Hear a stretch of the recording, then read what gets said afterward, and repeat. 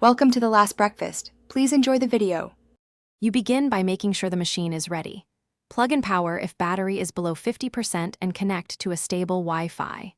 Once done, free roughly 10% disk space and close heavy apps so the installer can run without interruption. Now open Settings, go to Windows Update, and click Check for updates. This starts discovery.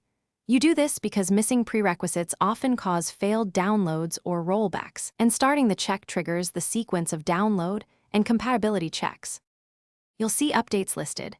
Prioritize feature updates or cumulative security bundles because they affect performance and safety. When you click Download, watch the progress and pause only if you must free bandwidth. Make sure download's complete before installing. Once the files are ready, click Install. Windows may also grab driver updates and create a restore point to preserve your current system. This stepwise approach reduces risk. Drivers and restore points give you fallback options if you now finalize by restarting when prompted. Either restart immediately or schedule within active hours so you aren't interrupted. During the reboot, allow the update to run through multiple phase steps.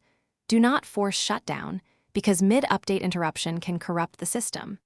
If the update fails or the PC won't boot normally, run the Windows Update troubleshooter, then try safe mode to uninstall recent updates or restore from the restore point created earlier.